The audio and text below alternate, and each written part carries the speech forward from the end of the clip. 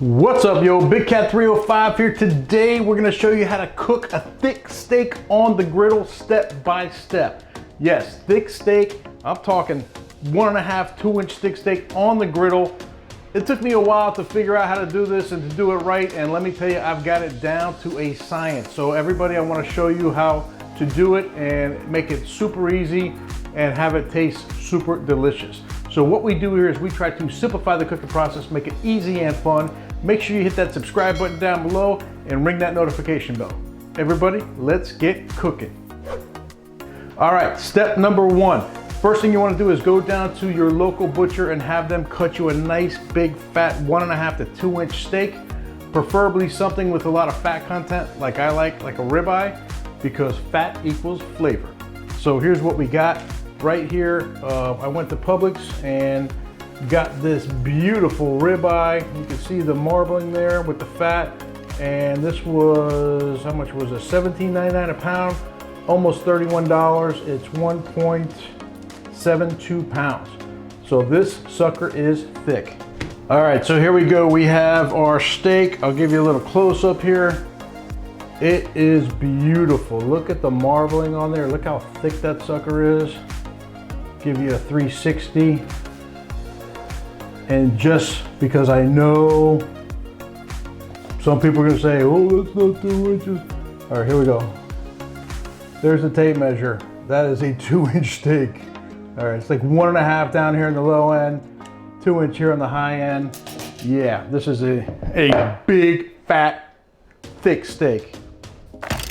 All right, step number 2. We are going to liberally season our steak with coarse salt. I prefer kosher, and fresh ground black pepper, and do not forget the sides. So down here, I'm gonna show you, we got our coarse salt. Like I said, liberally. It's a thick steak, it can handle it. Then we have our fresh ground black pepper.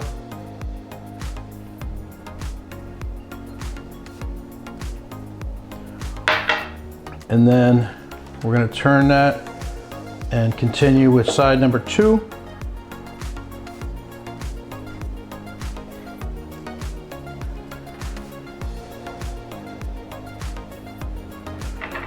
And then the final step, I like to put some around the edge like this, where we will get our sides.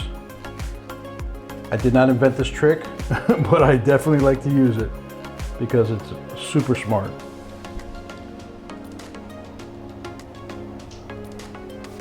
Some more pepper.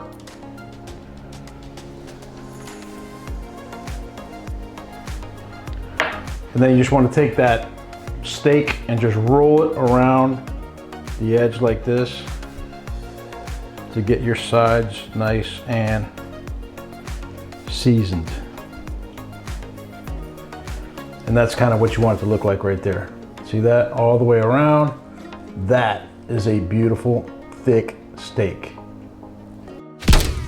Okay, on to step number 3. We're gonna let this steak sit in the fridge and marinate for at least 1 hour up to 24 hours.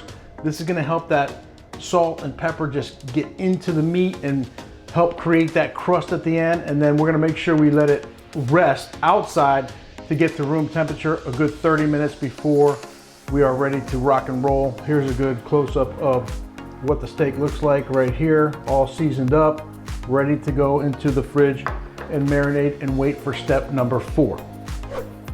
All right, step number 4. So at a high temperature, 450 to 500, you want to get that griddle nice and hot, and you want to put down some oil first, some avocado or some canola, something that's a high temperature oil, and then put down some unsalted butter on top of that first. Spread that out. That's going to give you your flavor, and then you're going to cook it on 2 minutes each side to give it a nice sear until you get the desired doneness, which you can see down below in the chart what temperature to pull them. And that's it for step number 4. All right, ready for step number 4. Let's fire it up. All right, we are at about 450, and it is time to go on. Right there in the middle is where I'm going to be cooking it. Let's put her on. Oil first. That is going to help prevent that butter from burning. Butter next for some flavor.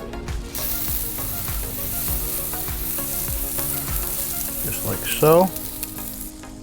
And then we lay our steak down and just listen to that sizzle. Step number 4 is on the way. Starting our stopwatch now. We're right at 450. So that's it. From now on, we just watch the clock every 2 minutes. We flip and just keep an eye on the temperature. And then we'll check it after a while, the internal, once it starts looking much more done, obviously. All right, 2 minutes. Oh yes, that is beautiful. All right, 4 minute mark. Oh yeah, looking good.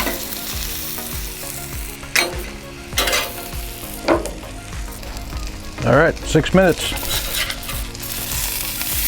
Oh, look at that sear. Man, that is pretty.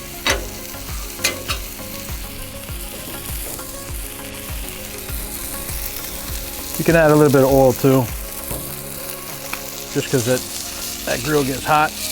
The oil burns up eventually, so a little bit of oil is not going to hurt it at all. All right, we're at that 8 minute mark. I'm going to go ahead and start doing the sides, and I'm just going to hold these up like so. Oh, look at that crust.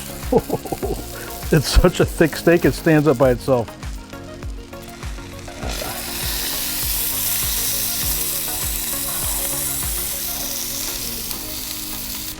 All right, we need to go this way. Hold on. There we go, like that. There you go. That's hot. That is hot. Let me get this side right here.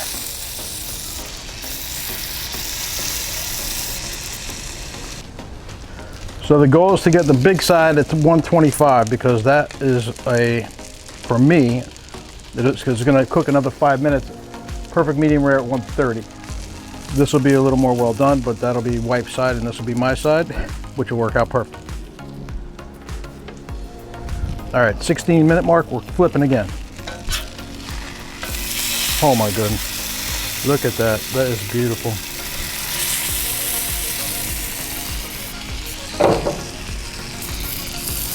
That is beautiful. We are almost there. That side's done. This one's at 123, 122. Over here we're at 125. It's ready to pull. Okay, we're gonna pull this thing and be right back for step number 5. And then finally, step number 5, you wanna pull it and let it rest for a good 5 to 10 minutes. Keep those juices inside, let them get back into that meat, and it's gonna be so juicy. Step number 5. Hoo-wee! All right, step 5 is completed. We're ready. It's taste test time, and man, that is a big, fat, thick steak.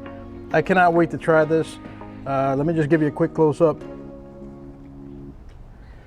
Look at the size of this thing. And it is time for a taste test. It has been resting for 11 minutes. Total time cooking was 18 minutes. I am dying to see what this thing looks like on the inside. Let's give it a rip.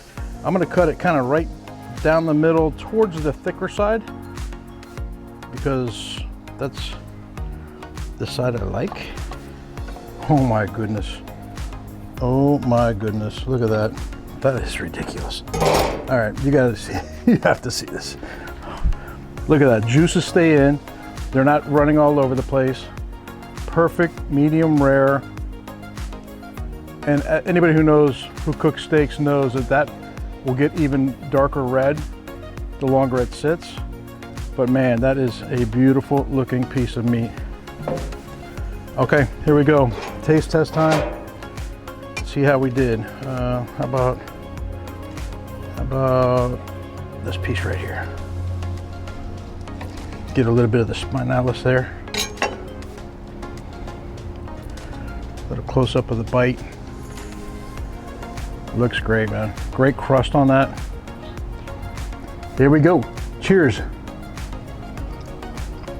Oh my God. Melts in your mouth. That is ridiculous. This is how you cook a steak.